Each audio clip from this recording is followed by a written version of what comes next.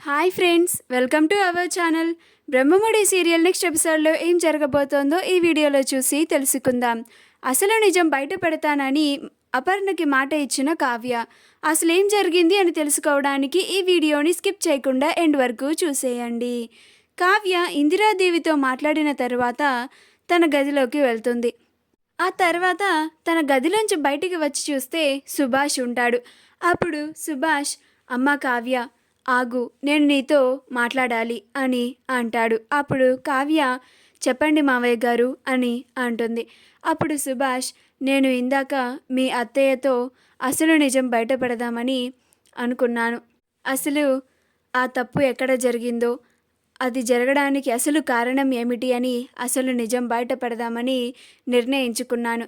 కానీ మధ్యలో నువ్వు రావడం వల్ల అది జరగలేదు అని అంటాడు. అప్పుడు కావ్య, అవును మావయ్య, అసలు నిజమేంటో నాకు తెలుసు అని అంటుంది. అది వినగానే సుభాష్ ఆశ్చర్యపోతాడు. అప్పుడు సుభాష్, మరి నీకు అసలు నిజం తెలిసాక కూడా ఎందుకని రాజ్ని నిలదీయకుండా ఇలా మౌనంగా ఉండిపోయావు తల్లి అని అంటాడు. అప్పుడు కావ్య, నా భర్తే తన కన్న తండ్రి కోసం ఇంతలాగా మోస్తున్నాడు, నేను నా భర్త కోసం ఆ మాత్రం చేయలేనా అని అంటుంది. అప్పుడు సుభాష్, నేను నిజంగా చాలా అదృష్టవంతుడిని. నీలాంటి కోడలు, రాజ్ లాంటి కొడుకు ఉండడం చాలా అదృష్టం. ఏ జన్మలోనూ నేను చాలా పుణ్యం కట్టుకొని ఉంటాను. అందుకే నాకు ఈ జన్మలో మీరిద్దరూ కొడుకు కోడలులాగా ఉన్నారు.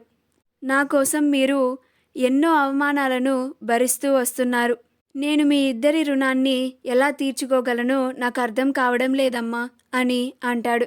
అప్పుడు కావ్య, ప్లీజ్ మావయ్య, మీరు దయచేసి అలా మాట్లాడకండి అని అంటుంది. అప్పుడు సుభాష్, నేను చేసిన తప్పుని కప్పిపుచ్చడానికి రాజ్ ఎన్నో అవమానాలను భరిస్తూ ఉన్నాడు. నువ్వు కూడా మీ అత్తగారి చేతిలో ఎన్నో మాటలను పడుతున్నావు.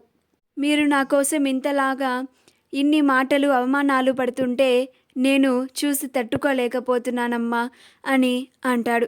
అప్పుడు కావ్య, అలా అనకండి మావయ్య, నేను ఆయన ఏం చేసినా కానీ అది ఈ ఇంటి మంచి కోసమే చేస్తున్నాము. అది మేము అవమానంగా అస్సలు భావించము.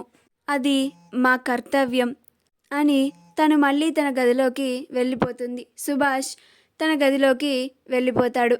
కావ్య తన గదికి వెళ్ళగానే రాజ్, ఏంటి కళావతి, నువ్వు కింద చెప్పిన మాట గురించి అని అంటాడు. అప్పుడు కావ్య, ఏం మాట అండి అని అంటుంది. అప్పుడు రాజ్, అసలు నిజం బయట పెడతానని నువ్వు మా అమ్మకి ఇచ్చిన మాట గురించి అని అంటాడు. అప్పుడు కావ్య, అవునండి, నేను ఎలాగైనా సరే ఆ మాయ ఎక్కడ ఏ నలుమూలలా ఉన్నా కానీ వెతికి పట్టుకొని తీసుకొని వచ్చి మీ అమ్మ ఎదురుగా నుంచోపెట్టి అసలు నిజమేంటో తెలుసుకుంటాను అని అంటుంది. అప్పుడు రాజ్, అలా జరగడానికి అస్సలు వీలు లేదు. అలా జరిగితే మా నాన్న పరువు పోతుంది. ఎలాగైనా సరే ఆపాలి అని అనుకుంటూ అది అస్సలు జరగదు అని అంటాడు. అప్పుడు కావ్య, నేను మీ అమ్మగారి ముందు అసలు నిజం బయటపెట్టే ప్రయత్నంలో నాకు అడ్డు వస్తే మాత్రం నేను అస్సలు ఊరుకోను, సహించను అని అంటుంది. అప్పుడు రాజ్, అది కాదు కళావతి అని అంటాడు. అప్పుడు కావ్య, మీరు ఇంకేం మాట్లాడకండి అని అక్కడి నుంచి వెళ్ళిపోతుంది.